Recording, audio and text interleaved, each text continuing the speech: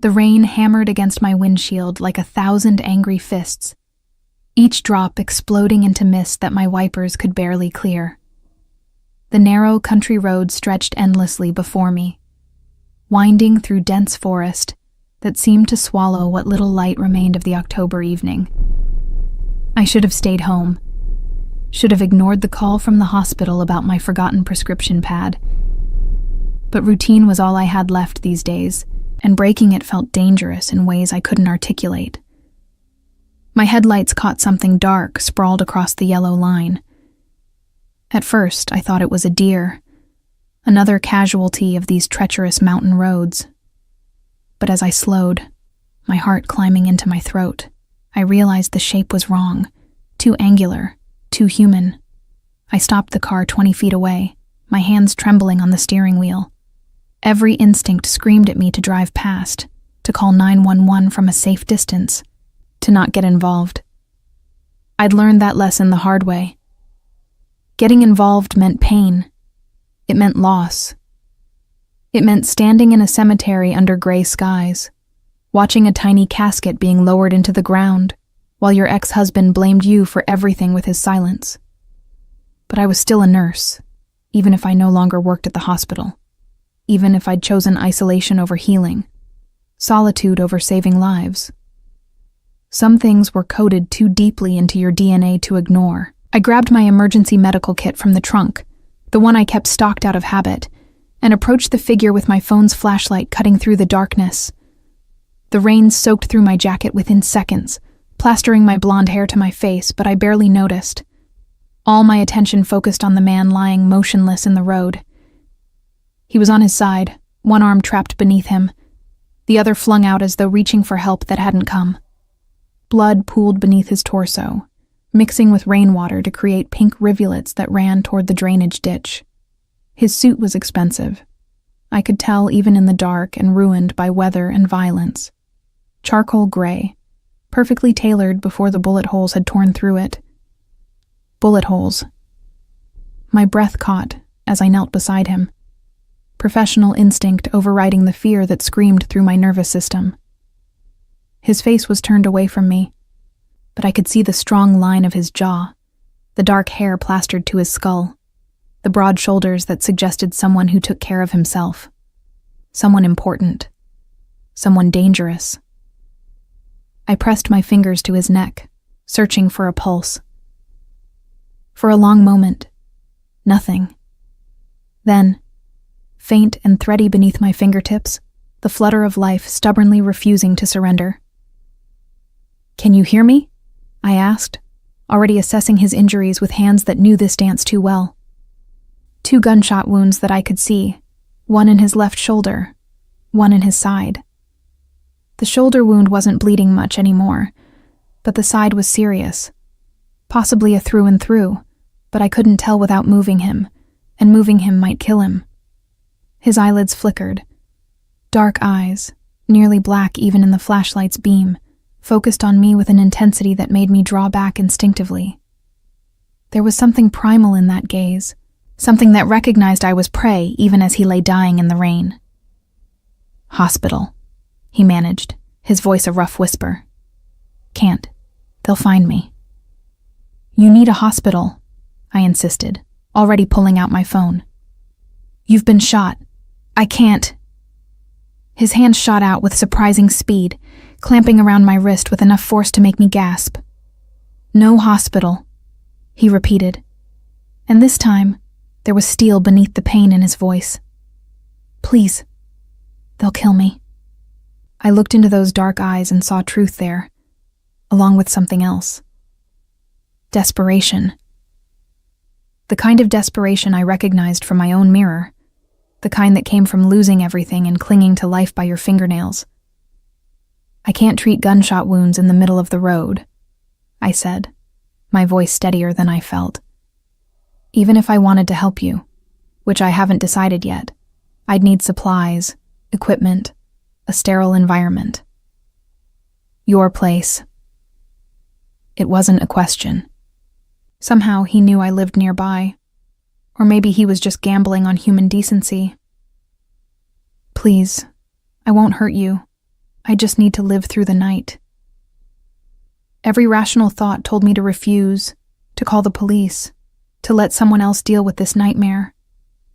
But as I knelt there in the rain with the stranger's blood on my hands, I thought about all the nights I'd lain awake wishing I could go back, wishing I could save the one person I'd failed to save. My son.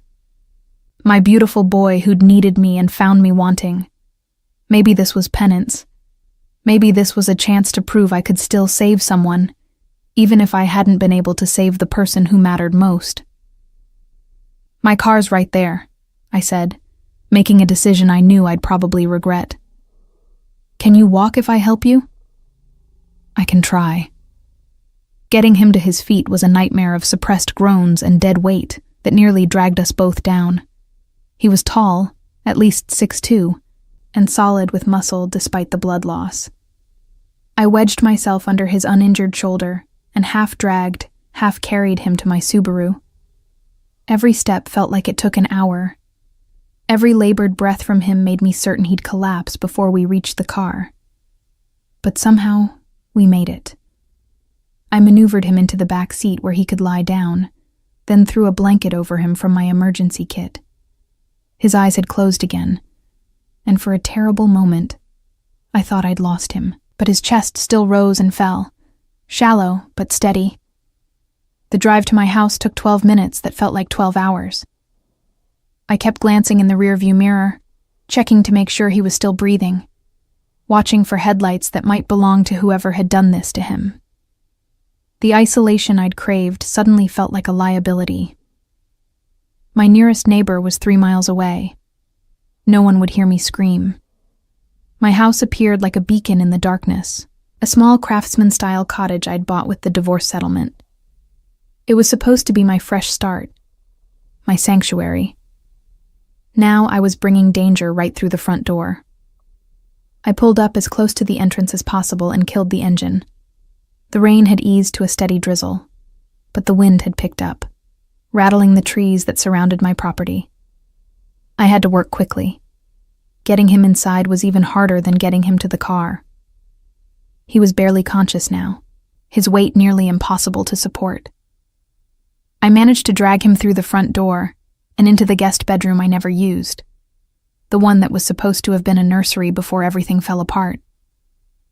I laid him on the bed, already mentally cataloging what I'd need. My home medical supplies were extensive, another remnant of my nursing days. Surgical gloves, antiseptic, gauze, sutures, antibiotics I wasn't supposed to have. I'd kept everything after leaving the hospital, some part of me unable to let go of being needed. His eyes opened as I began cutting away his shirt. "Thank you," he whispered. "I won't forget this." "Save your strength," I replied, my hands already moving with professional efficiency. "And don't thank me yet. This is going to hurt."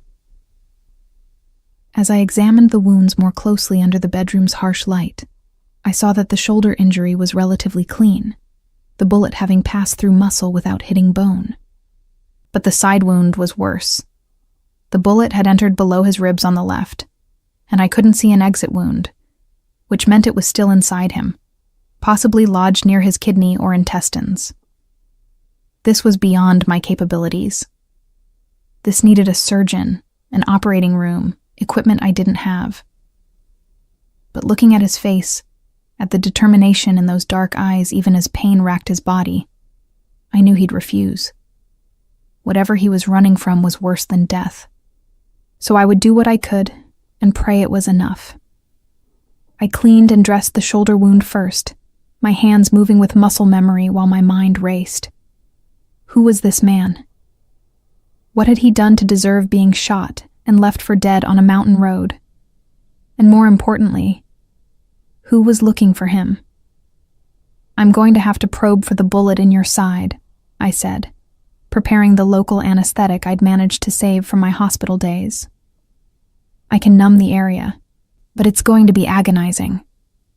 If you have anything you want to tell me before I start, now would be the time." His lips curved into something that might have been a smile, if it wasn't twisted with pain. "My name is Henry. he said. "And I'm very sorry for what's about to happen to your life." The bullet extraction took 3 hours that felt like 3 days. Henry passed out twice from the pain despite the local anesthetic, which was probably a blessing. I'd had to dig deeper than I'd hoped, my hands slick with blood and sweat as I worked by the light of a desk lamp I'd positioned overhead. When I finally felt the forceps close around metal and pulled the deformed slug free, I nearly collapsed with relief. The bullet sat in a steel bowl on my nightstand now, a small piece of evidence I probably should have destroyed but couldn't bring myself to. It was proof that this had really happened, that I'd really done this insane thing. I stitched him closed with hands that had steadied after the initial panic, applied fresh dressing, and started an IV drip of fluids I'd kept for emergencies. He needed blood, but I had no way to provide that. All I could do was keep him hydrated and pump him full of the strongest antibiotics I had. It was nearly 3 a.m. when I finally sank into the chair beside his bed, too exhausted to move. Rain still pattered against the windows, a gentle percussion that should have been soothing but only reminded me how isolated we were, how vulnerable. I studied his face in the dim light. Even unconscious and pale from blood loss, he was striking.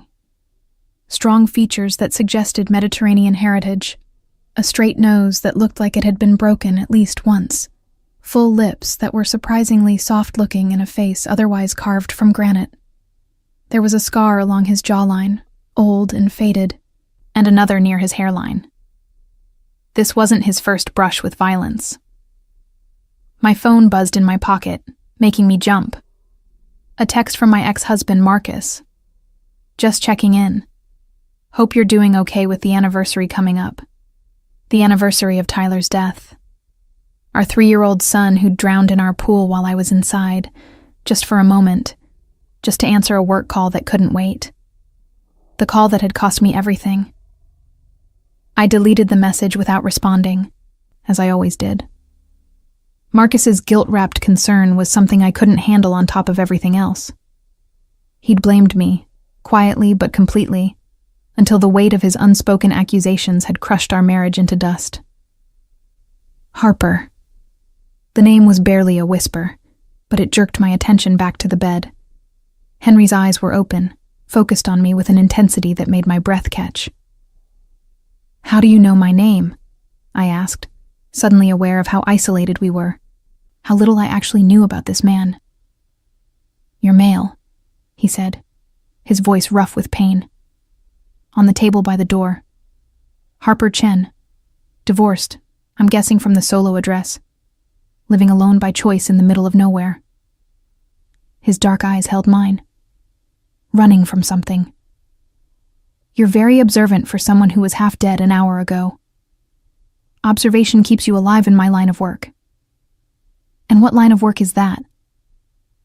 He was quiet for a long moment, and I thought he might not answer. Then, "The kind that gets you shot and left for dead on a mountain road." "That's not much of an answer. It's all the answer I can give you right now." His hand moved to the IV in his arm, checking it with the knowledge of someone familiar with medical equipment. "You did good work. I'm impressed. I'm a nurse, or I was." I stood, needing distance from his penetrating gaze. "You should rest. Your body needs to heal." "Harper." The way he said my name stopped me at the door. "The men who did this to me, they're dangerous. If they find out you helped me, they'll come after you too. I need you to understand that." I turned back to face him. "Who are they?" "People who used to work for me. People I trusted." Something dark and furious flickered across his face. My second in command, my brother in everything but blood, decided he'd rather have my position than his own. Easier to take it if I'm dead. "You're in organized crime," I said flatly. It wasn't a question. I prefer to think of myself as a businessman with occasionally complicated client relationships. His attempt at levity fell flat. "But yes, I run a family. Or I did, before Marco decided to betray me. Every instinct screamed at me to throw him out, to call the police, to end this nightmare before it consumed me. But I thought about the bullet I'd pulled from his body, about the cold calculation required to shoot someone twice and leave them to die. Whatever Henry was, his enemies were worse. "How did you survive?" I asked instead. "Being shot twice and left on a mountain road in the rain." "The ambush happened near one of my legitimate businesses, a restaurant up in the hills. Marco and 3 of his men were waiting in the parking lot. I knew something was wrong the moment I saw them, the way they were positioned, but I was arrogant enough to think I could talk my way out of it." He shifted slightly, wincing at the movement. "The first shot spun me around. The second one dropped me. They left me for dead because they were in a hurry. Stupid mistake." "You crawled to the road?" "Half a mile through the woods in the rain." There was no pride in his voice, just exhausted determination. I knew if I stayed where they left me, I'd die. Figured the road was my only chance. I imagined that journey, bleeding and in agony, dragging himself through the darkness on the slim hope that someone would find him. Someone who would help rather than finish what Marco had started. "You're lucky I came along," I said quietly. "Luck had nothing to do with it." His dark eyes held mine. "You came along because you were meant to. Because whatever force governs these things knew I needed you specifically." That's a very romantic view of being shot and nearly dying. I'm an optimist. This time his smile reached his eyes, transforming his face into something that made my heart skip. It's kept me alive this long. Over the next few days, I fell into a routine I hadn't expected. Changing his dressings 3 times daily, monitoring for signs of infection that thankfully never materialized, adjusting his pain medication to keep him comfortable, but not so sedated that he couldn't stay alert. He was a model patient, following my instructions without complaint, sleeping when I told him to sleep, eating the soup and bread I prepared even though I knew it wasn't nearly enough nutrition for someone recovering from major trauma. But it was the moments between medical care that unsettled me most. The way his eyes followed me around the room, not threatening, but assessing, as though he were memorizing every detail about me. The brush of his fingers against mine when I checked his pulse, contact that lasted a fraction too long to be accidental. The rough timbre of his voice when he thanked me, something intimate in the simple words. On the 3rd night, I woke to find him standing by the window of his room, one hand braced against the frame for support. He'd pulled on a pair of my ex-husband's sweatpants that I'd found in a box in the garage, but his torso was bare except for the bandages. In the moonlight filtering through the curtains, I could see the defined muscles of his back, the way they shifted as he breathed. "You should be in bed," I said from the doorway. He didn't turn around. "Couldn't sleep. Keep thinking about Marco, about how I missed the signs, how I let him get close enough to destroy everything I built." I moved into the room, maintaining a careful distance. "You couldn't have known he'd betray you." "I should have." His voice was hard with self-recrimination. "That's my job to know. To see the threats before they materialize. To protect what's mine." He finally turned to face me, and the raw emotion in his eyes made my breath catch. "I failed everyone who trusted me. My family, my people, everyone who depended on me to keep them safe. You're being too hard on yourself." "Am I?" He took a step toward me, then another, moving with the careful control of someone in pain, but determined not to show it. Marco didn't act alone. He had help from at least 3 of my captains, maybe more. That kind of betrayal doesn't happen overnight. It means I missed weeks, maybe months of planning. It means I was so focused on external threats that I didn't see the knife being sharpened behind my back. He was close now. Close enough that I could smell the antiseptic from his bandages mixed with something else. Something essentially male that made my pulse quicken. I should have stepped back, maintained professional distance, reminded myself that he was a patient, and I was his caregiver and nothing more. But I didn't move. "What will you do?" I asked quietly. "When you're healed. Will you go back?" "I don't know yet." His hand came up, fingers brushing a strand of hair from my face with unexpected gentleness. "First, I need to figure out who I can trust, who was in on Marco's plan and who's still loyal. Then I need to get word to them that I'm alive." "Won't that just paint a target on your back again?" "The target's already there, Harper. I'm a dead man walking until I reclaim what's mine." His thumb traced along my jawline, and I shivered despite myself. But I'm starting to think there might be things worth living for that I hadn't considered before. I knew I should pull away, should maintain the boundaries I'd erected after Marcus and Tyler. But standing there in the moonlight with Henry's dark eyes boring into mine, I felt something I hadn't felt in 3 years. Want, need, the desire to be touched not as a punishment or obligation, but as something cherished. "This is a bad idea," I whispered, even as my body swayed toward his. "Probably." His other hand came up to frame my face, his touch reverent despite the roughness of his palms. "But I've spent my whole life making calculated decisions, weighing risks and benefits. Maybe it's time I did something just because it feels right. You're still recovering.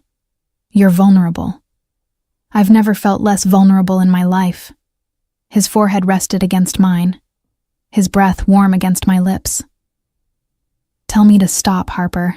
Tell me this crosses a line and I'll go back to bed, and we'll pretend it never happened."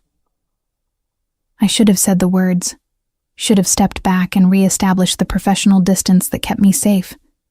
But instead, I closed the gap between us and kissed him. His response was immediate and overwhelming. One hand tangled in my hair, while the other pulled me against him, careful of his injuries but urgent nonetheless. He kissed me like a man drowning, like I was air and he'd been underwater for far too long. And I kissed him back with a desperation that surprised me. 3 years of isolation and grief pouring into the contact. We broke apart, gasping, both breathing hard. His eyes were darker than before, dilated with desire that matched my own. "Tell me to stop," he repeated, but there was no conviction in his voice now. "I can't," I admitted. "God help me, I can't." "Then come to bed with me." His voice was rough with need. "Let me touch you properly. Let me show you what you've awakened in me." Every rational thought screamed that this was insane, that I was conflating gratitude with attraction, that I was vulnerable and making terrible decisions. But for the first time since Tyler's death, I felt alive. I felt wanted not out of obligation, but out of genuine desire. So I took his hand and let him lead me to the bed. Let him peel away my clothes with hands that trembled slightly. Let him worship my body with a reverence that brought tears to my eyes. And when he finally claimed me, moving carefully because of his wounds, but with an intensity that left no doubt about his desire, I felt something crack open inside me. The walls I'd built around my heart, the isolation I'd wrapped myself in like armor, all of it crumbled in the face of this connection I hadn't expected and couldn't deny. Afterward, we lay tangled together in the sheets, his fingers tracing lazy patterns on my bare shoulder. "This complicates things," he murmured. "That's an understatement." "I'm going to have to leave soon. Once I'm strong enough to travel, I need to make contact with people I trust, start planning my return." "I know." The words hurt more than I expected. Already I was imagining this room empty again, my life returning to its previous isolation. Only now it would be worse because I'd know what I was missing. "Come with me," he said suddenly, his hand stilling on my shoulder. "When I go, come with me, Harper." I lifted my head to look at him, seeing the seriousness in his dark eyes. "You don't mean that. You barely know me." "I know enough." His hand cupped my face with that same gentle possessiveness. I know you're strong enough to cut a bullet out of a man without flinching. I know you're brave enough to help a stranger even when every instinct told you to run. I know you're lonely in a way that matches my own. And I know that what we have, this connection, it's rare, too rare to walk away from. Your world is dangerous. It is, he agreed. But you're not safe here either, not anymore. The moment I stepped into your life, you became part of this whether we want it or not. At least with me, I can protect you. I don't need protection. Everyone needs protection, Harper. Even strong, capable women who save lives in the middle of the night. His thumb stroked across my cheekbone. Let me be that for you. Let me give you a reason to stop running from life. I wanted to say yes. God, how I wanted to say yes. But fear held me back. The same fear that had kept me isolated for 3 years. I can't. I'm sorry, Henry. But I can't walk into your world. I barely survived losing everything once. I won't put myself in a position to lose it all again. Something flickered in his eyes. Hurt, perhaps. Or disappointment. But he nodded, accepting my decision even as his arms tightened around me. Then we have whatever time we have. And I'll make sure you remember me when I'm gone. As I drifted toward sleep in his arms, I tried to memorize the feeling of being held, of being wanted, of being alive, because I knew that when Henry left, he'd take this feeling with him, and I'd be alone again, with nothing but memories to keep me warm through the long, cold nights ahead. The illusion of safety lasted exactly 6 more days. 6 days of Henry growing stronger, his movements less careful, his color returning to something approaching healthy. 6 days of me pretending this was sustainable, that we could exist in this bubble forever, that the outside world wouldn't eventually come crashing through my door. 6 days of stolen moments that felt like a lifetime. Mornings when I'd wake to find him watching me with those dark, intense eyes. Afternoons when he'd help me cook, moving around my kitchen with surprising domesticity for a man who commanded an empire. Evenings when we'd sit by the fire and he'd tell me stories about his life, carefully editing out the violence but giving me glimpses of the man beneath the Mafia boss. And the nights. God, the nights. When he'd pull me close and make love to me with a desperate intensity that suggested he was trying to memorize every inch of my body, every sound I made, every way I responded to his touch, as though he knew our time was running out. It was a Tuesday morning when everything changed. I was in the kitchen making coffee, humming quietly to myself, when Henry appeared in the doorway. His face was tight with an expression I'd learned to recognize over the past week. Danger. Get dressed, he said quietly. Pack a bag. Only essentials. My blood ran cold. What's wrong? I don't know yet, but something's off. He moved to the window, careful to stay to the side where he wouldn't be visible from outside. There's a car at the end of your driveway. Black SUV, tinted windows. It's been sitting there for 20 minutes. I joined him at the window, my heart hammering. He was right. The vehicle was positioned just where my driveway met the main road, close enough to watch the house but far enough to not be immediately obvious. Maybe it's lost, I suggested, knowing even as I said it that I didn't believe it. Maybe. But his tone said he didn't believe it either. Harper, I need you to trust me. If that car is what I think it is, we have maybe 10 minutes before they move in. Move in? Here? Fear spiked through me, hot and acidic. How would they even know to look here? I don't know. His jaw clenched. But I'm not waiting around to find out. Get dressed. Now. I ran to my bedroom, throwing on jeans and a warm sweater with shaking hands. I grabbed a duffel bag from my closet and started stuffing it with clothes, toiletries, my laptop, anything I could think of that I might need. My mind was racing. unable to process that my sanctuary was about to become a war zone. When I returned to the living room, Henry had changed into the clothes I'd bought him at a local store. Dark jeans and a black Henley that emphasized his broad shoulders. He'd found my ex-husband's jacket in the closet, and despite the situation, some part of me noticed how much better it looked on him.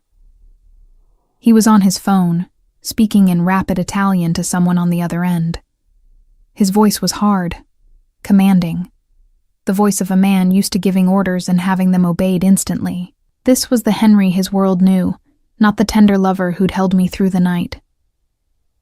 "Dante's coming," he said when he hung up, tucking the phone into his pocket. "He's one of my captains, someone I know I can trust. He's 40 minutes out." 40 minutes is a long time. It is. He crossed to me, his hands framing my face with that gentle possessiveness I'd come to crave.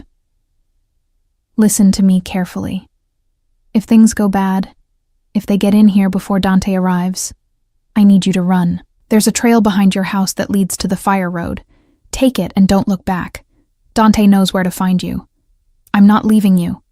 "Yes, you are." His voice was firm. "Harper, these men won't hesitate to kill you to get to me, and I won't let that happen. I won't let another person die because of me." Before I could argue, the sound of car doors slamming echoed from outside. We both froze, then moved to the window. The black SUV was now parked directly in front of my house, and 4 men were climbing out. They wore dark clothing and moved with military precision, spreading out to cover all the exits. "Too late to run," Henry said quietly, his hand moving to the small of his back, where I now saw he'd tucked a gun I hadn't known he had. "Stay behind me. No matter what happens, stay behind me." The knock on the door was almost polite. 3 sharp raps that somehow sounded more threatening than if they'd simply kicked it in. "Henry Castellano," a voice called from outside. "We know you're in there. Marco wants to talk. Come out peacefully and the woman doesn't have to get hurt."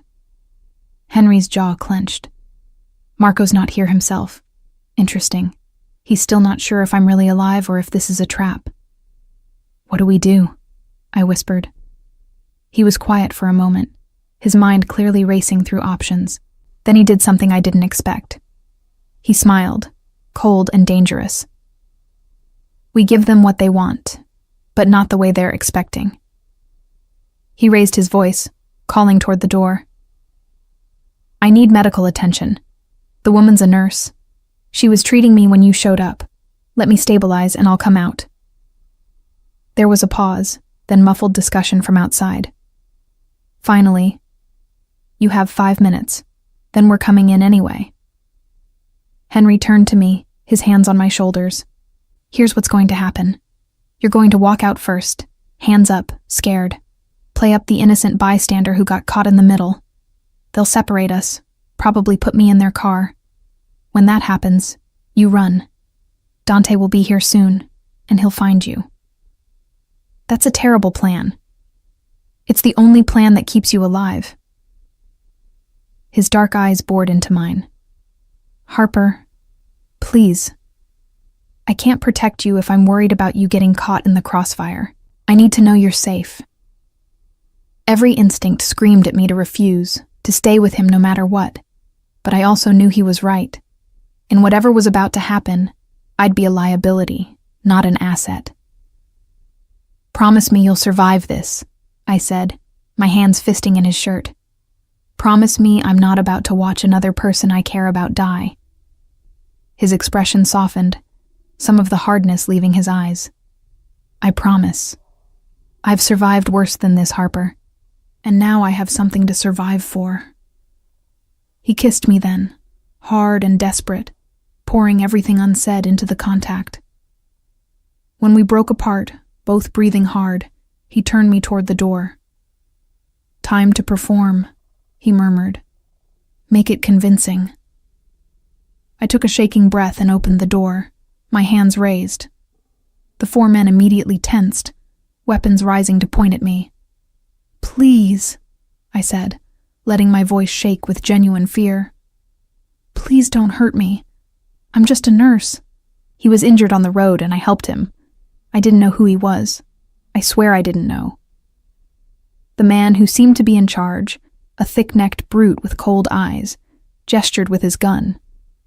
"Come out slowly, hands where we can see them." I stepped onto the porch, my heart hammering so hard I thought it might burst from my chest. Behind me, Henry emerged, his hands also raised, moving slowly to show he wasn't a threat. "Marco's going to be pleased," the leader said, a cruel smile twisting his features. "He thought you were dead for sure. Going to be real satisfying for him to finish the job himself." "Tell Marco if he wants to kill me, he should have the balls to do it in person instead of sending his lapdogs," Henry replied, his voice cold and controlled.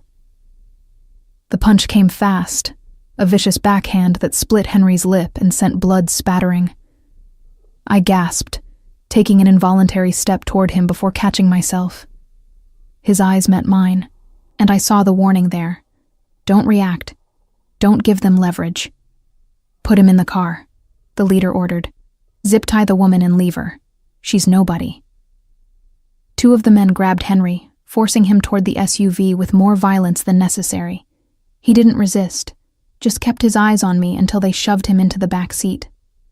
The leader approached me with zip ties, and I forced myself to stand still, to not fight as he secured my hands behind my back. "You're lucky," he said, his breath hot and sour against my face. "Marco doesn't like unnecessary witnesses, but he figures you've seen enough. Keep your mouth shut about what happened here, and you might live to see tomorrow." Then they were gone, the SUV peeling out of my driveway with Henry inside. I stood frozen on my porch, my hands secured behind my back, watching the vehicle disappear around the bend. As soon as they were out of sight, I twisted my hands, testing the restraints. The man had been careless, more interested in intimidation than actual security. With some effort and pain, I managed to work one hand free, then the other. I ran inside, grabbing my duffel bag and phone. My hands shook as I dialed the number Henry had programmed into my contacts. A man answered on the first ring. "This is Dante," the voice said, rough with a thick Italian accent. "You Harper?" "Yes, they took him. 4 men in a black SUV. They left maybe 2 minutes ago, heading east on Mountain View Road. I'm 15 minutes out. Stay where you are." "No." The word came out stronger than I expected. "I'm coming with you. He wouldn't have been here if not for me. I'm not hiding while he faces this alone." There was a pause. "You understand what you're saying? Where this road leads?" "I understand." And I did. I was choosing to step into Henry's world, to accept all the danger and darkness that came with it.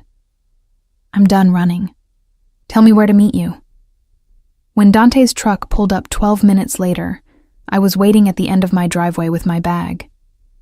He was a mountain of a man, easily 6'4" with shoulders that barely fit through doorways. His face was scarred and brutal, but his eyes held a sharp intelligence. "You're smaller than I expected," was all he said as I climbed into the passenger seat. "I'm stronger than I look." He grunted what might have been approval and hit the gas. "Marco's taken him to the old Merino warehouse on the waterfront. It's where they've been operating since they thought the boss was dead." "How many men?" "At the warehouse? Maybe a dozen. But half of them are still loyal to Henry. They just don't know he's alive yet. Marco's been telling everyone the rival Torinos killed him, using it to consolidate power. So, we have potential allies inside." Dante glanced at me with something like respect. "You think like one of us already?" "Yeah. If we can get word to the right people that the boss is alive, Marco's coalition falls apart. Problem is getting that word out before Marco puts a bullet in Henry's head." I thought about this, about the pieces on the board and how they might be moved. An idea began forming, dangerous and probably insane, but possible. Does Marco know me? Know what I look like? Shouldn't. Why? Because I have a plan. and it's going to require me to walk right through the front door. Dante listened as I explained, his expression skeptical, but gradually shifting to something like grudging admiration. "It's risky," he said when I finished. "Lot of ways it could go wrong. Do you have a better idea?" He was quiet for a moment. Then he smiled, a fierce expression that reminded me of Henry. "No. And the boss is going to either kill me or promote me for letting you do this. Maybe both." As we drove toward the waterfront, toward whatever waited at that warehouse, I thought about the woman I'd been 2 weeks ago. Isolated, broken, hiding from life. That woman would never have considered walking into a Mafia stronghold to rescue a man she'd known for less than a month. But I wasn't that woman anymore. Henry had awakened something in me, something fierce and strong that refused to hide any longer. He'd claimed me as surely as I'd claimed him, and I'd be damned if I'd let Marco take him from me now. "Tell me about the layout," I said to Dante, my voice steady despite the fear singing through my veins. "I need to know every exit, every blind spot, every place where the advantage might shift in our favor." As he began describing the warehouse in detail, I mentally prepared myself for what came next. This was my choice, my decision to step into the darkness. And whatever happened, I'd face it standing up, fighting back, refusing to be a victim ever again. Henry had taught me that. Now it was time to teach Marco Castellano what happened when you underestimated the power of a woman with nothing left to lose. The Merino warehouse squatted on the waterfront like a rusting monument to decay, its corrugated metal walls streaked with salt and time. Through the grimy windows, I could see shadows moving, the shapes of men going about their business, unaware that everything was about to change. Dante had parked 2 blocks away in an alley that reeked of rotting fish and diesel fuel.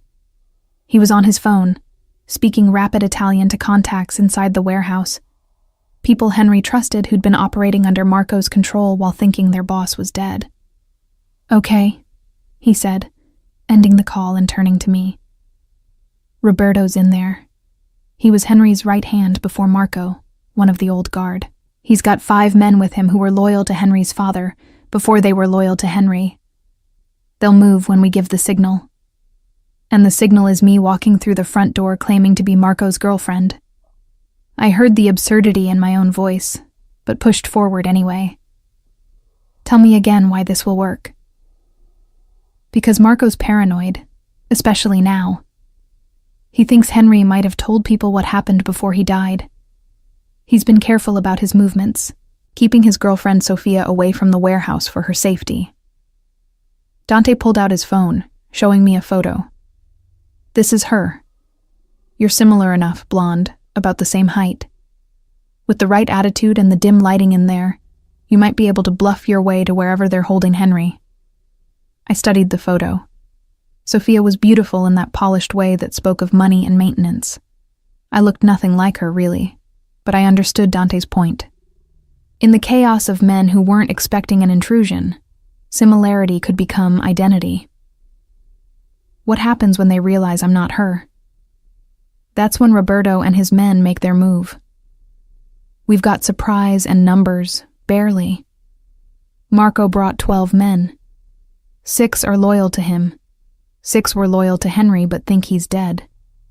The moment they see him alive, the math changes in our favor. "Barely changes," I corrected. "It'll still be chaos. People could die. People are going to die anyway." His expression was grim. "If we don't move now, Henry's dead within the hour. Marco's just waiting until he's convinced Henry hasn't told anyone else where to find him. Then he'll put a bullet in his head and dump the body in the harbor." I thought about that. About Henry weighted down with chains, sinking into the dark water. About never seeing those intense eyes again. Never feeling his hands on my skin. Never hearing him say my name in that low, intimate way that made me feel cherished. "Tell Roberto to be ready," I said, opening the truck door. "I'm going in."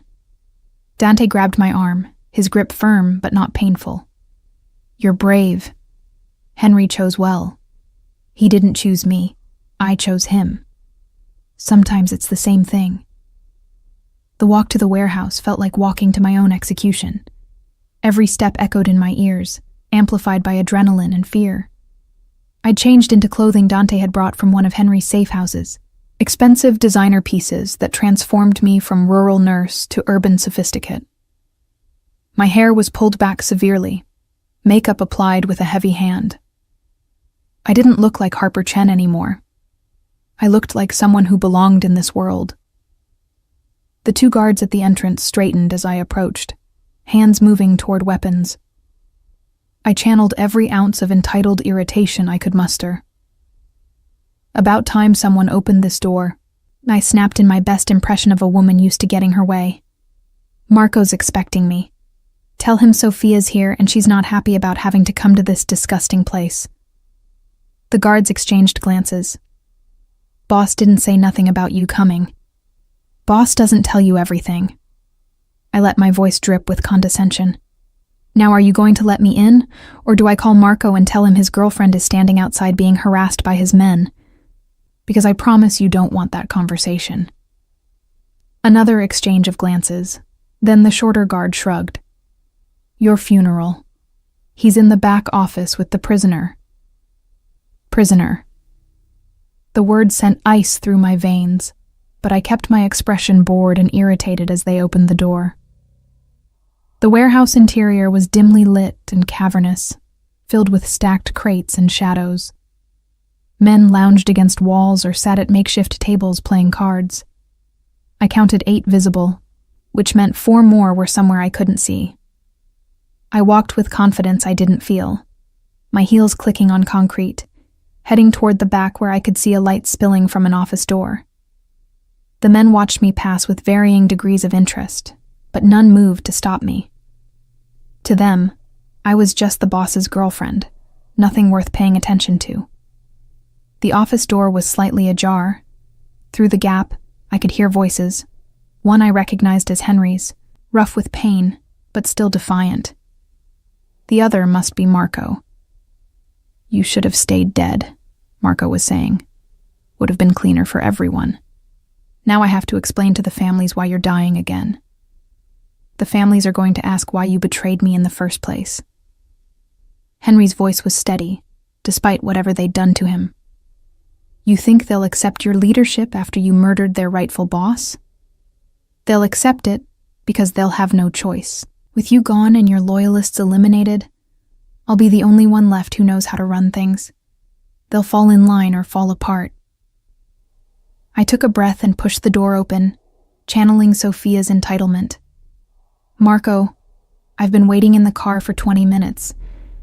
You said this wouldn't take long. Marco spun around, his gun coming up automatically before recognition hit. He was shorter than I'd expected, maybe 5'8", with the kind of wiry build that spoke of violence rather than gym time. His face was all sharp angles and suspicious eyes. Sophia? Confusion warred with anger in his expression. I told you to stay away from here. You also promised we'd have dinner tonight. Remember? Your mother's expecting us? I let irritation edge my voice, not looking at Henry even though every cell in my body screamed to check on him. Are you almost done with whatever this is? I finally let my gaze drift to Henry, and the sight made my breath catch despite my efforts to remain calm. He was tied to a chair, his face bruised and bleeding. They'd reopened his shoulder wound, fresh blood seeping through the bandages I'd applied just this morning, but his eyes were alert, and when they met mine, I saw recognition flash followed immediately by understanding. This won't take much longer, Marco said, his attention divided between me and Henry. Just finishing some business. Go wait outside. In this neighborhood? Are you insane? I moved further into the room, deliberately positioning myself between them. I'll wait here. Just hurry up. Marco's eyes narrowed. You never came to the warehouse before. Why now? Because you've been avoiding me all week. I let real frustration bleed into my voice, the frustration of days spent worrying about Henry. You promised things would calm down after you took over, that we'd have more time together. But you're still running around playing mob boss while I sit alone in that apartment. Things are complicated right now. Things are always complicated with you. I took another step, positioning myself directly in Marco's line of fire to Henry. Who is that anyway? Why does he look familiar? He's nobody, old business. Marco's hand came up to my arm, trying to guide me away. Go wait with the men outside. I'll be done in 5 minutes. That's when I made my move. As Marco's hand touched my arm, I grabbed it and twisted hard, using his own momentum to throw him off balance. At the same time, I shouted at the top of my lungs, "Henry Castellano is alive!" For a frozen moment, nothing happened. Then chaos erupted. Marco recovered faster than I'd hoped, his fist catching me in the ribs and sending me stumbling backward. But my shout had carried through the warehouse, and I heard the immediate response. Voices raised in confusion and anger.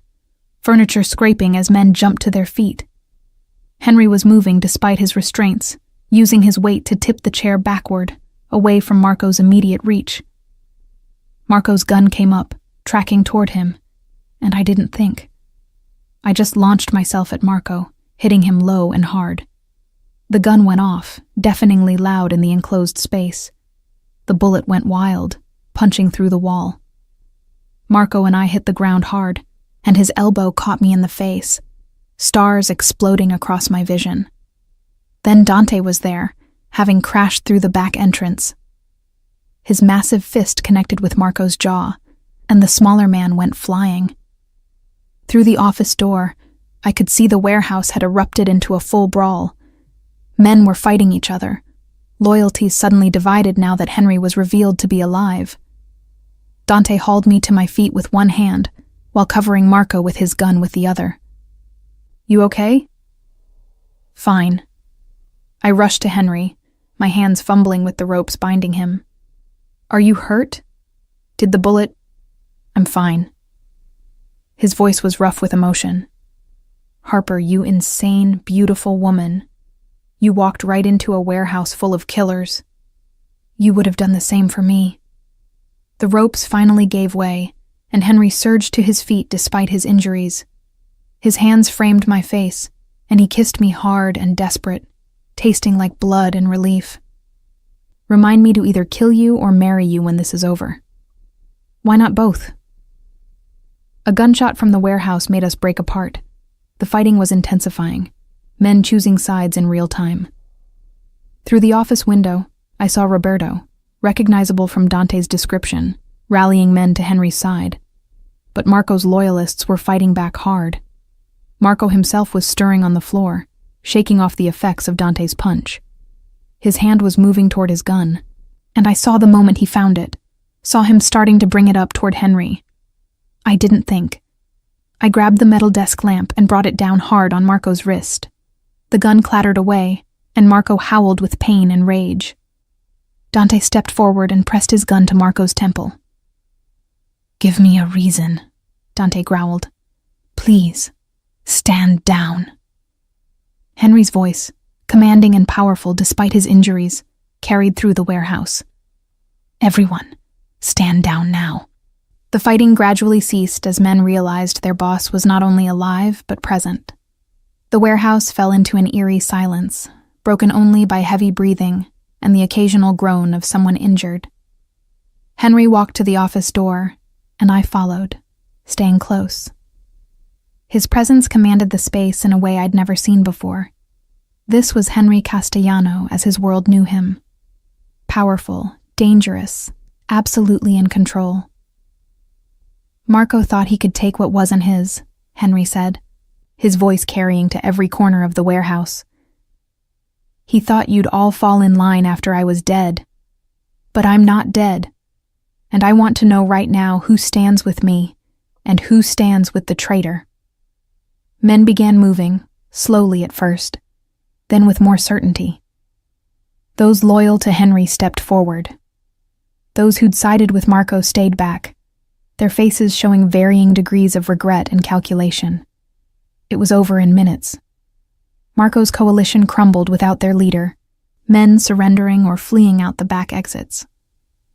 Dante and Roberto rounded up those who stayed, securing them efficiently. Marco himself was still on the floor of the office, cradling his broken wrist, his face twisted with hatred. "You should have stayed dead," he spat at Henry. "This isn't over." "Yes," Henry said quietly, "it is. You broke the most sacred rule, Marco. You betrayed family. There's only one punishment for that." I saw the fear flash across Marco's face then, saw him realize that his gamble had failed and what that failure meant. "Henry, please. We were brothers. Doesn't that count for something?" "It counted for everything. That's why this hurts." Henry nodded to Roberto. "Take him to the boat. Make it clean." "No!" Marco's voice rose to a scream as Roberto's men dragged him away.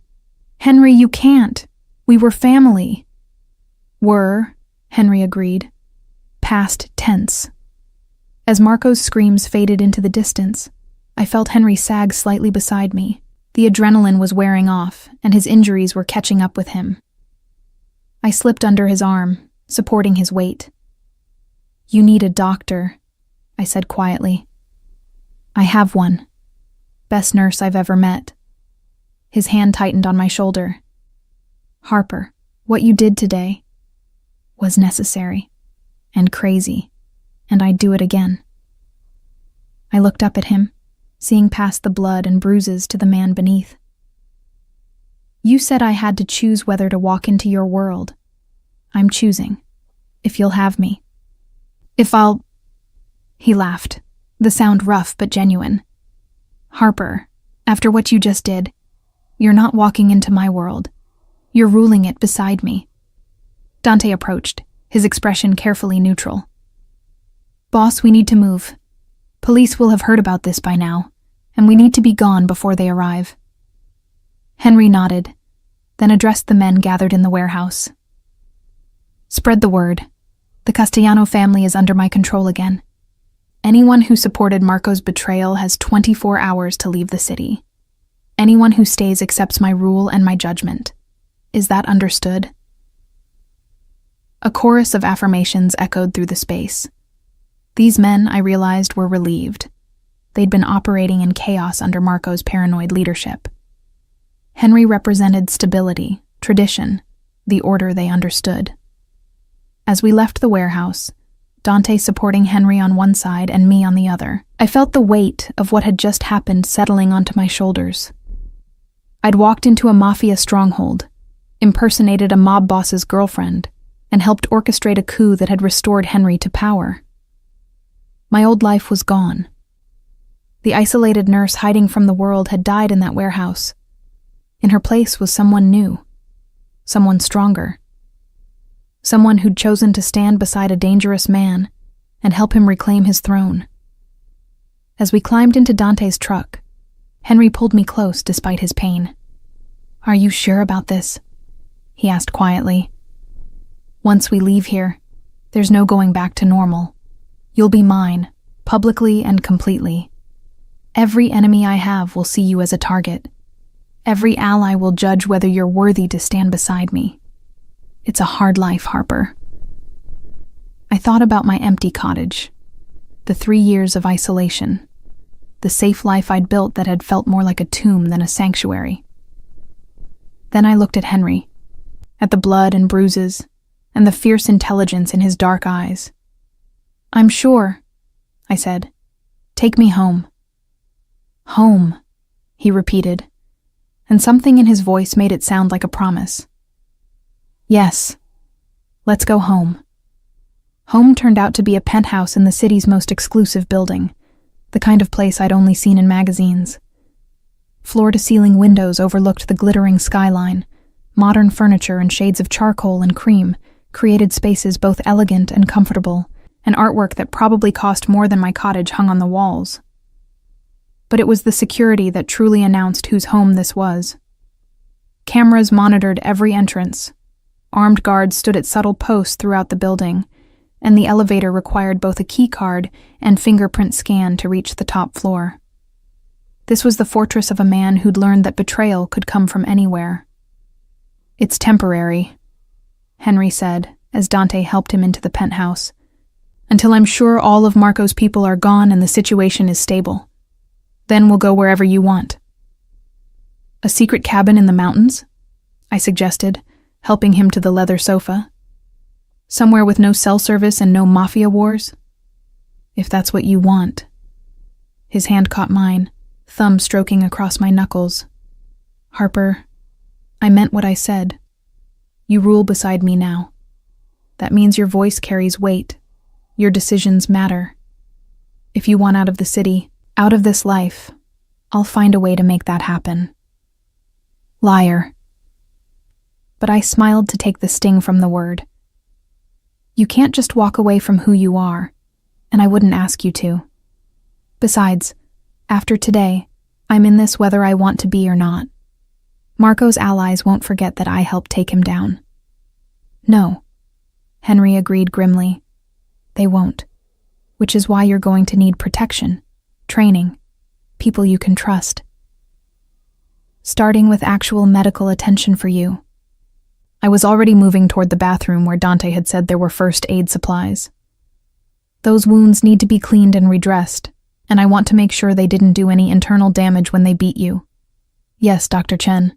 Nurse Chen. Don't promote me just because we're sleeping together." His laugh followed me into the bathroom. When I returned with supplies, Dante had gone and Henry was carefully removing his shirt. The sight of his injuries made anger spike through me.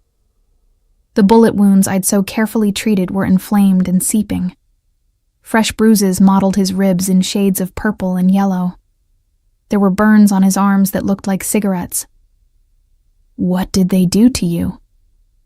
My voice came out harder than I'd intended. Marco wanted information. Who else knew I was alive? Where I'd been hiding? Who was still loyal to me? Henry's expression was distant, shuttered. Standard interrogation techniques. Nothing I haven't experienced before. That doesn't make it okay. I began cleaning the wounds with perhaps more force than necessary, making him wince. "Sorry." "Don't be. I like that you're angry on my behalf. It's been a long time since anyone cared enough to be angry for me rather than at me." I worked in silence for a while, my hands moving with practiced efficiency, but questions burned in my mind, things I needed to understand about the life I'd chosen. Marco said something about the families. What did he mean? "The 5 families control organized crime in this region. We're one of them, have been for 3 generations. My grandfather built the Castellano family from nothing. My father expanded it, and I've been maintaining it for the past decade." He watched me work, his dark eyes thoughtful. Marco thought killing me would make him the new boss. But the families don't work that way. Leadership has to be earned, proved. They'd never accept someone who murdered his predecessor. So what happens now? Now I have to prove I'm still strong enough to lead. That means meetings with the other families, demonstrations of power, making sure everyone knows the Castellanos are stable, despite Marco's attempted coup. His jaw tightened. It means appearing strong even when I'm recovering from being shot twice and beaten. You need time to heal. I need to consolidate power before someone else sees an opportunity in my weakness. His hand covered mine, stilling my movements. That's where you come in. I pulled back, studying his face. What do you mean? Marco's betrayal made me look weak. It showed that someone close to me could turn, could nearly succeed in taking everything I'd built. The other families will be watching, wondering if the Castellanos are still strong enough to hold our territory. He pulled me closer until I was standing between his knees. But if I return from near death with a woman strong enough to walk into a warehouse and engineer my rescue, if I show them that I have someone I can trust absolutely, someone who chose to stand with me rather than being born into this life, that's power, Harper. That's the kind of strength they respect. You want to use me as a political statement. I want to make you my partner in every sense of the word. His hand settled on my waist. Not just my lover or my nurse or the woman I'm protecting. My equal, my queen, the person I trust with everything, including my life. The weight of what he was offering pressed down on me. This wasn't just about us anymore. It was about power, politics, the complex web of alliances and obligations that governed his world. I don't know how to be what you need. You already are what I need. His thumb traced along my jawline. Harper, you saved my life twice now. First when you pulled me from that road, and again today when you walked into Marco's stronghold. You're brave, intelligent, capable of making hard decisions under pressure. Those are exactly the qualities I need in a partner. What about love? The question slipped out before I could stop it. Is that part of this equation or just a convenient bonus? His expression softened, some of the calculated politician fading to reveal the man beneath. I told you in the warehouse I'd either kill you or marry you. I was only half joking. He pulled me down onto his lap, careful of his injuries. I'm in love with you, Harper Chen. Completely, irrationally, against all my better judgment. You walked into my life when I was dying and gave me a reason to live. You saw me at my weakest and didn't turn away. How could I not fall in love with that? I'm in love with you too. Saying it out loud made it real, solidified something that had been building since that first night. But love and power are complicated things to mix. Everything worth having is complicated.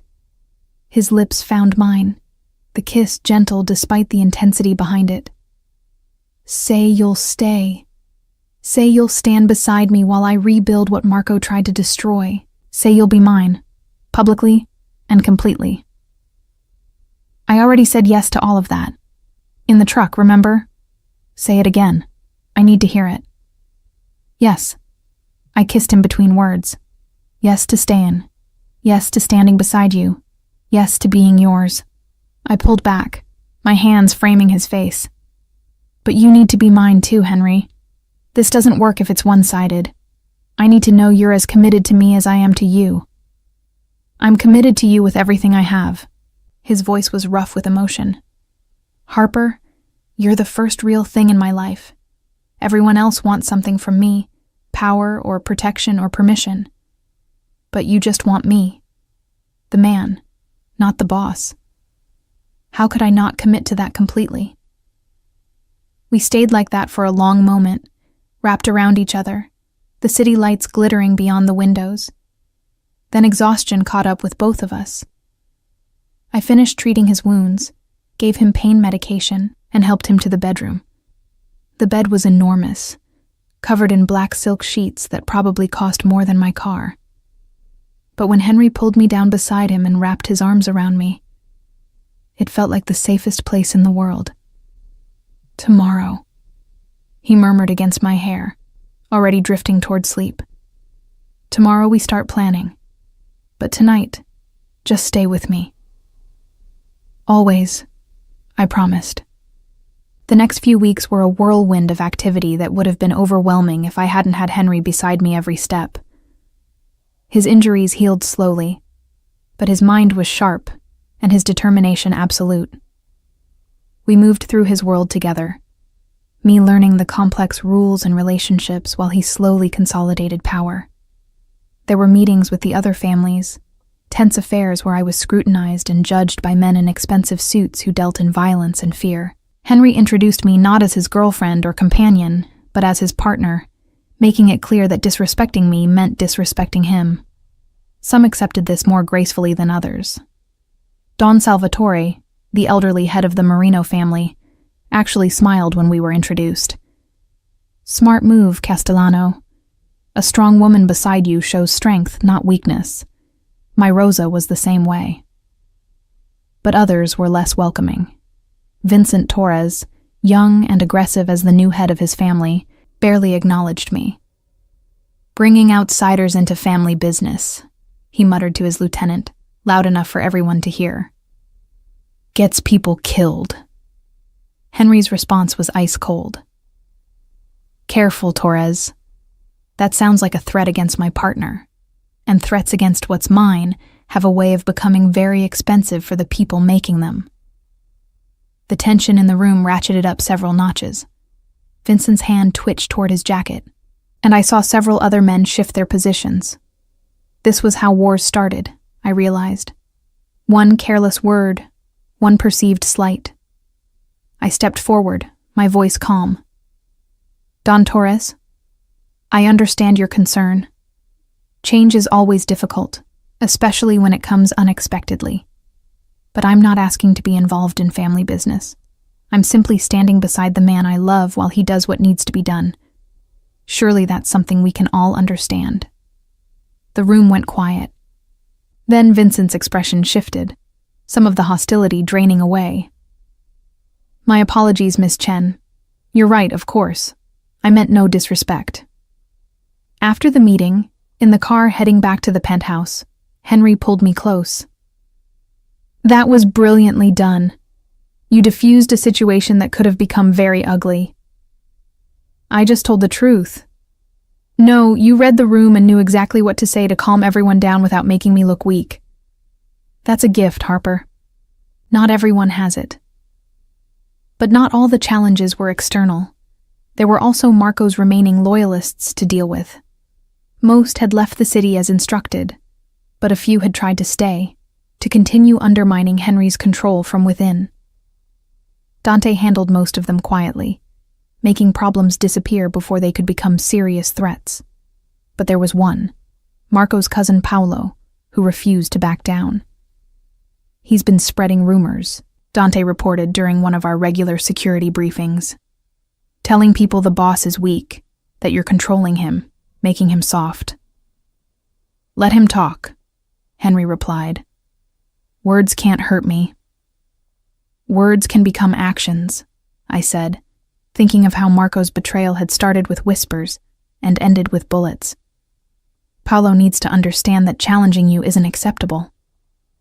Henry and Dante both looked at me with surprise. What are you suggesting? Henry asked carefully. I'm suggesting we meet with him, face to face, show him that we're united and strong, and that continuing to spread these rumors will only end badly for him. That's dangerous. Paolo's not stable. Meeting with him could give him an opportunity to try something.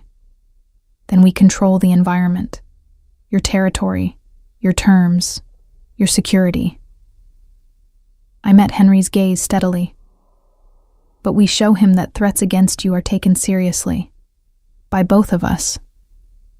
Henry was quiet for a long moment. Then he nodded. Set it up, Dante. The warehouse where we took down Marco. Let Paolo see where traitors end up. The meeting was tense from the start. Paolo arrived with 2 men, his face twisted with barely concealed hatred as he looked at Henry. You wanted to talk? Talk. I want you to understand something, Henry said, his voice calm but carrying an edge of steel. Marco made a mistake. He thought he could take what wasn't his, and he paid the price. You can learn from his mistake, or you can repeat it. Your choice. Marco was right about you. Paolo's eyes flicked to me with contempt. You've gone soft, letting a woman into our world, taking her advice, making decisions based on pillow talk instead of power. The families are laughing at you. Are they? I stepped forward before Henry could respond. Because from what I've seen, the families respect Henry more now than they did before Marco's betrayal. They see a man who survived an assassination attempt and came back stronger. They see a leader who values loyalty and intelligence over mindless violence. If that's what you call soft, Paolo, then I'd hate to see your definition of strong. Paolo's face flushed with rage. His hand moved toward his jacket, and suddenly the air was electric with tension. Dante and the other guards had their weapons out instantly, all pointed at Paolo and his men. Don't, Henry said quietly. Whatever you're thinking of doing, don't. Because the moment you draw that weapon, this stops being a conversation and becomes something else entirely. Something that ends with your blood on this floor just like Marco's. Paolo froze, his hand hovering near his jacket. For a long moment, No one moved. Then slowly, carefully, he lowered his hand. "Smart choice," Henry continued. "Now here's what's going to happen. You're going to leave the city tonight. You're going to take your men and your complaints and you're going to disappear. If I hear you've been spreading rumors, if I hear you've been causing trouble, if I hear your name at all, I'll consider it an act of war. And wars are expensive, Paolo. Ask Marco how expensive. You can't just exile me. I'm family." Marco was family too. That didn't save him. Henry's voice was absolute. "You have until midnight to be gone. After that, I stop being merciful." Paolo left, his humiliation and rage evident in every line of his body. When he was gone, Dante turned to me with something like respect. "You've got steel in you, Harper Chen. Most people would have stayed silent during that. Most people aren't partnered with Henry Castellano." I took Henry's hand, lacing our fingers together.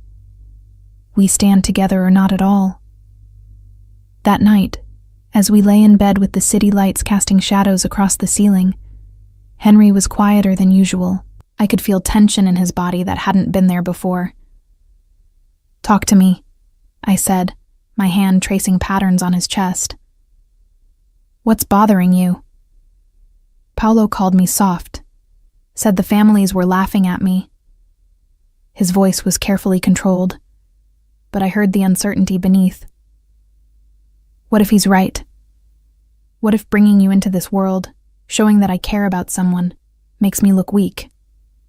I propped myself up on one elbow, looking down at him. "Do you think I make you weak?" "No. You make me stronger." "Then that's all that matters. Henry, anyone who looks at us and sees weakness isn't paying attention. They're not seeing the woman who walked into a warehouse full of armed men to save you. They're not seeing the partnership we've built, the way we support each other. They're seeing what they expect to see because it fits their worldview better than the truth. And what's the truth? The truth is that we're dangerous together. You have the power and connections. I have the ability to read people and situations. Combined, we're formidable. Anyone who doesn't see that is going to find out the hard way." He pulled me down for a kiss that was equal parts gratitude and desire. "I don't deserve you." "Probably not, but you're stuck with me anyway." "Good, because I'm never letting you go." As we made love that night, slow and tender despite the danger swirling around us, I felt something settle into place. This was my life now. Not the isolated existence I'd built after Tyler's death, but something vibrant and dangerous and alive. I'd stepped into Henry's world completely, and in doing so, I'd found pieces of myself I'd thought were lost forever. Strength, purpose, the will to fight for something beyond mere survival, and most importantly, love. The kind of love that didn't flinch from danger or hide from truth. The kind that stood firm even when the world tried to tear it apart. Henry had claimed me that first night on the road, pulling me into his world whether I wanted it or not. But I'd claimed him right back, choosing to stand beside him, even when it would have been easier to walk away. We were bound now, by blood and bullets, and a love forged in the fires of betrayal and survival.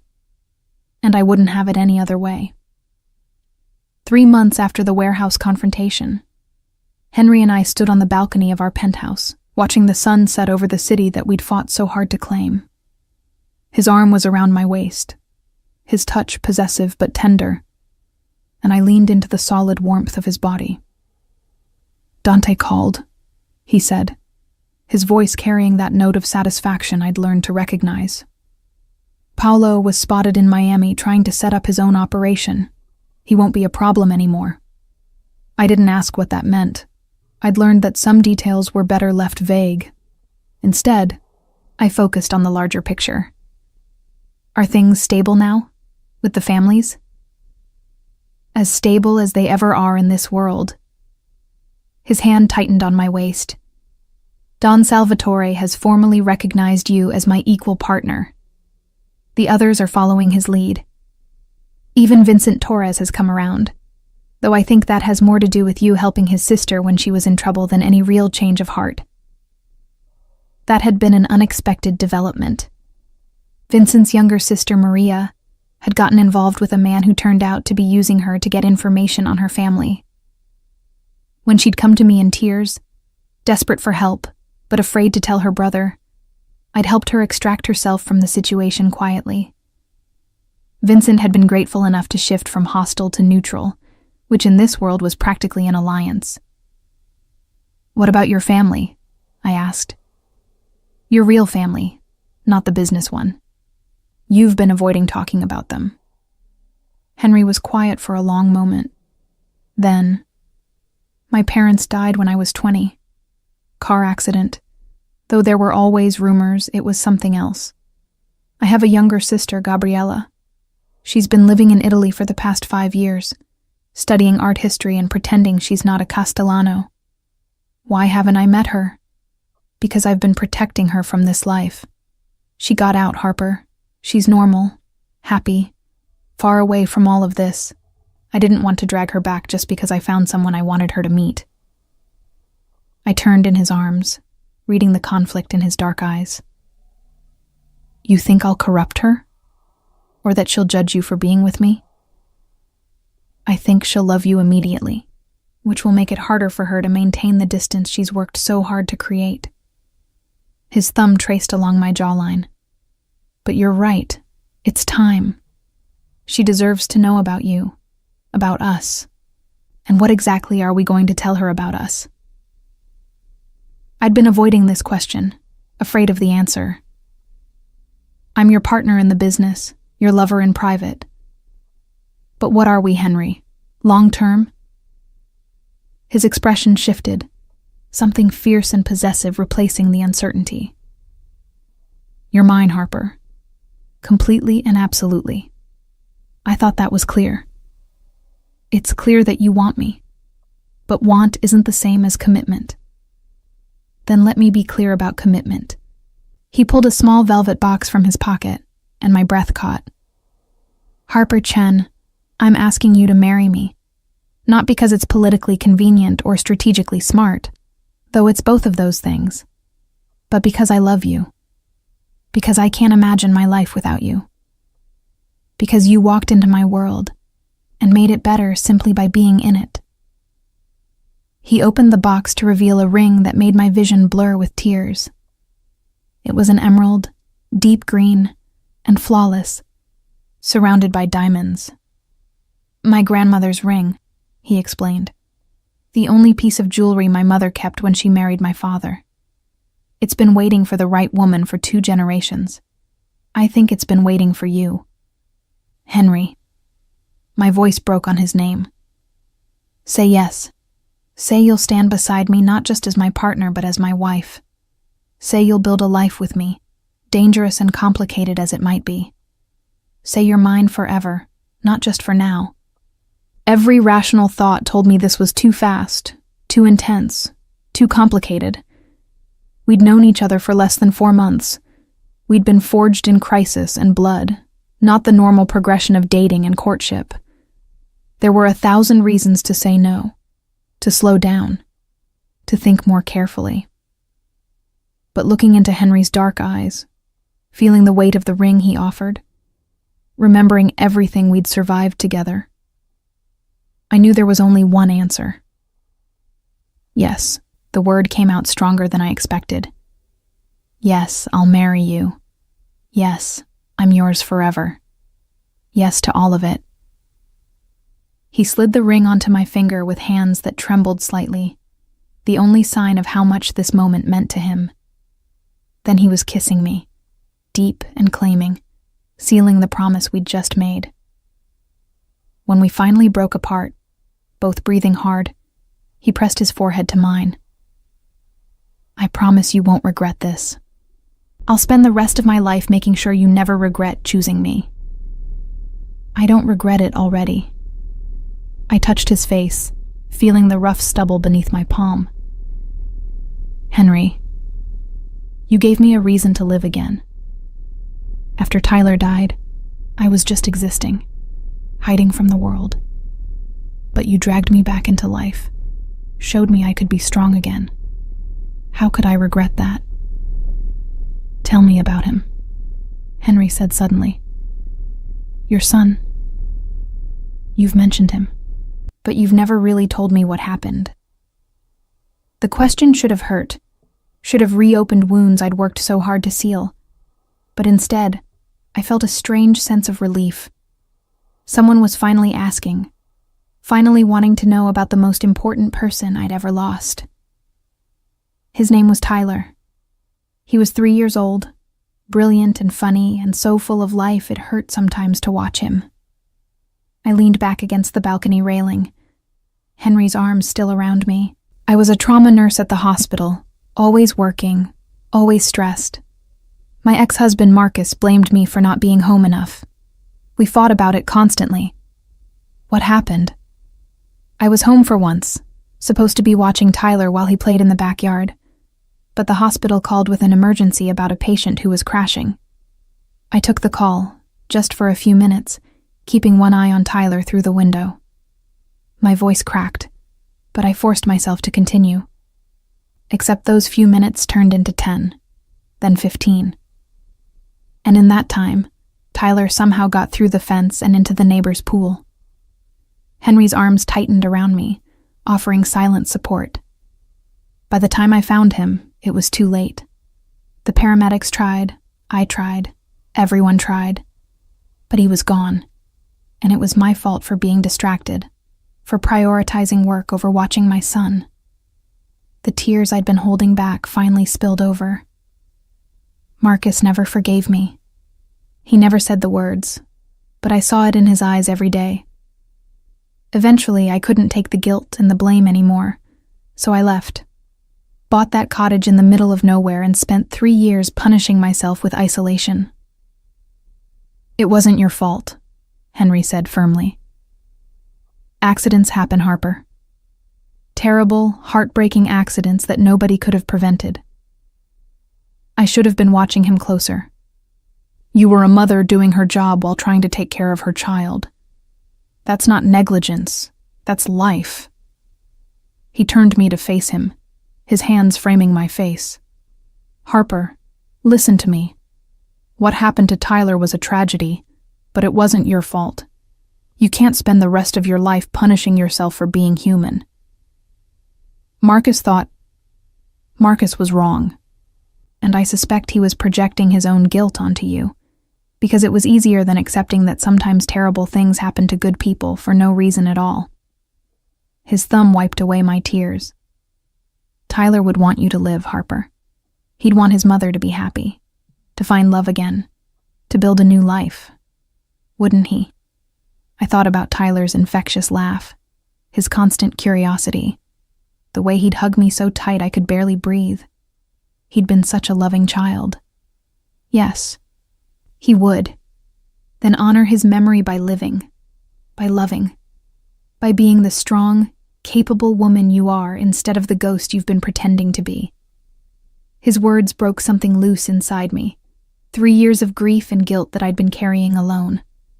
I sobbed against his chest, and he held me, murmuring soft reassurances in Italian, letting me finally mourn properly. When the tears finally subsided, I felt lighter than I had in years. Thank you, I whispered. For listening, for understanding, for not judging. Never. He kissed my forehead. We're partners, Harper. That means sharing everything, the good and the bad. Your past, your pain, your fears. All of it. Then it's only fair you share yours. I pulled back enough to look at him. You said your parents' death might not have been an accident. Tell me. He was quiet for a long moment, his expression distant. My father was consolidating power, making moves that threatened some of the old guard families. There were rumors he was going to try to unite all 5 families under Castellano leadership. 3 days after those rumors started, his car went off a cliff on a mountain road. And you think someone arranged it? I know someone did. The brakes had been tampered with. The investigation confirmed it. But they could never prove who was responsible, and pushing too hard would have started a war we couldn't win. So I dropped it, took over the family at 20 years old, and spent the next decade making sure I was strong enough that no one would dare try the same thing with me. His jaw clenched. Except Marco proved that even strength isn't always enough. But you survived. You came back stronger. Because of you. He pulled me close again. Harper. Before you, I was operating on autopilot, running the family, maintaining power, surviving. But I wasn't living. You changed that. You gave me something to live for beyond mere survival. We saved each other, I said simply. You pulled me out of isolation. I pulled you off that road. Fair trade. His laugh was soft and genuine. I got the better end of that deal. The wedding was small by Mafia standards, only about 50 people, instead of the hundreds that would have been traditional. We held it at a private estate outside the city, in a garden overlooking the water. Gabriella flew in from Italy, and despite Henry's concerns, she embraced me immediately. Finally, she said, holding me at arm's length to study me. Finally, he found someone worthy of him. I was starting to think he'd married the business. He tried that. It didn't work out well. She laughed, and I could see the family resemblance in her smile. I like you already, Harper. Take care of my brother. He acts tough, but he's got a soft heart under all that armor. I know. It's one of the things I love about him. The ceremony itself was traditional, performed by a priest who'd known Henry's family for decades. I wore a simple white dress, elegant but not ostentatious, and carried white roses. Henry wore a black suit that emphasized his dark good looks, and when he saw me walking toward him, the love in his eyes made my breath catch. You're beautiful, he whispered as I took my place beside him. My wife, my partner, my queen. Your equal, I corrected softly. Always. The vows were traditional, but when Henry spoke his, he added something that made tears spring to my eyes. I promised to honor the memory of those we've lost by building a life worthy of their sacrifice. I promised to never take for granted the gift of your love, and I promised that whatever challenges we face, we'll face them together, as equal partners in all things. When it was my turn, I looked into his dark eyes and spoke from the heart. I promised to stand beside you in light and darkness. I promised to be your strength when you need it, and to lean on you when I need yours. I promised that the love we've forged in fire will never be extinguished, no matter what tries to destroy it. And I promise that we'll build something beautiful from the ashes of our past pain. Don Salvatore himself gave the toast at the reception, raising his glass with a smile. To Henry and Harper Castellano, may their union bring strength to their family and peace to all our families. And may anyone who threatens their happiness find themselves regretting that decision very quickly. The implied threat drew laughter from the assembled families, but beneath it was absolute seriousness. I was protected now not just by Henry, but by every alliance he'd built. Threatening me meant threatening them all. Later, as we danced under the stars with our small group of allies and family watching, Henry pulled me close. Have I told you yet today that I love you? At least a dozen times, but I'll never get tired of hearing it. Good, because I plan to say it every day for the rest of our lives. His hand came up to cup my face. Harper Castellano, it suits you. It does. And it was true. The name felt right in a way my married name to Marcus never had. This wasn't about losing my identity, but about gaining a new one. I was still Harper Chen, trauma nurse and survivor. But I was also Harper Castellano, partner to a powerful man, and forced to be reckoned with in my own right. 6 months after the wedding, I stood in the office Henry had created for me in the penthouse. It was elegant and functional, with space for both the medical supplies I still kept on hand and the books I'd accumulated about business strategy and power dynamics.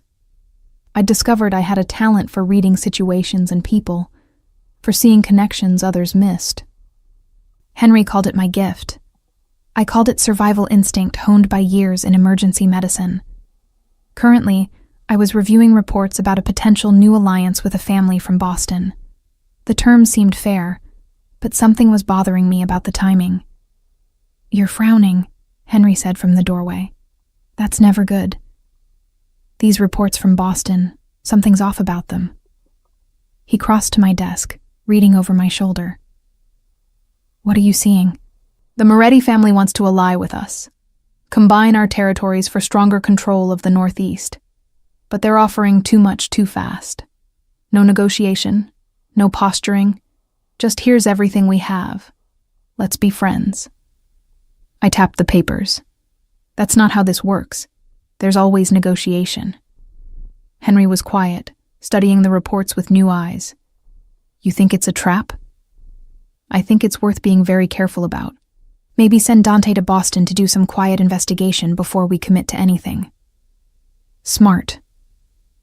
He pulled me to my feet, his arms circling my waist. "This is exactly why I need you. You see things I miss because I'm too focused on the big picture. That's what partners do. We fill in each other's blind spots." As it turned out, my instincts were correct. Dante discovered that the Morettis were being investigated by federal authorities and were looking to entangle the Castellanos in their schemes to spread the legal liability. We declined the alliance, and 3 months later, the Moretti family collapsed under the weight of a massive RICO case. "You saved us from that," Henry said that evening, toasting me with a glass of wine. "If we'd allied with them, we'd be facing those same charges right now." I had help. Dante did the investigation. "But you saw the warning signs. That's the gift, Harper. The ability to see what others miss." He pulled me into his lap, his hands settling on my waist with familiar possessiveness. "I couldn't do this without you." "Yes, you could. You did it for years before I came along." "Did it?" "Yes. But not as well. Not with the same clarity." His lips found the sensitive spot below my ear. "You make me better, Harper. In every way that matters." 2 years after that night on the road when I'd pulled a dying man into my car, I stood in the nursery we'd prepared, one hand resting on my swollen belly. 8 months pregnant with our daughter, I still marveled at the journey that had brought me here. From isolated nurse hiding from life, to wife of a Mafia boss, partner in running an empire, mother to a child who would be born into a world of danger and luxury. Henry appeared in the doorway, his expression soft as he watched me. "Thinking about Tyler?" I'd told him I wanted to name our daughter Sophie, but if we had a son someday, I wanted to name him Tyler, to honor the child I'd lost while celebrating the family I was building. Always, but also thinking about how far we've come. 2 years ago, I was alone in that cottage, convinced I'd never be happy again. And now, look at us. He crossed to me, his hands settling over mine on my belly. Our daughter kicked, a strong thump against our joined palms. She's going to be beautiful like her mother and stubborn like her father. God help us all. His laugh was warm against my hair. "I love you, Harper Castellano, more than I thought it was possible to love anyone." "I love you too, even though you're a criminal who makes me an accessory to your crimes. Alleged criminal. Nothing's ever been proven. Because you're very good at what you do. I learned from the best, and I have an excellent partner who keeps me from making stupid mistakes." His arms tightened around me. "We're going to be okay, you know. All of us. This family we're building, it's going to last." I leaned back against his solid warmth, feeling our daughter move beneath our hands, and knew he was right. We'd been forged in fire and blood, tested in ways most couples never experienced. But we'd emerge stronger, more united, absolutely committed to each other and the life we were building. I'd walked into Henry's world expecting to save one life. Instead, I'd found my own life, had discovered that strength I'd thought I'd lost after Tyler's death, had learned that love could grow in the darkest places. As the sun set over the city we ruled together, I made a silent promise to the child growing inside me and to the one I'd lost. I would be strong for them both. I would build a life worthy of their memory and their future. And I would never again hide from the world, no matter how much it frightened me. Because I was Harper Castellano now, wife, partner, soon-to-be mother again, and I was done being afraid. Henry's lips brushed my temple. What are you thinking about? The future, all the possibilities. And what do you see? I turned in his arms, looking up at the man who'd saved me as surely as I'd saved him. Everything. I see everything. And I did.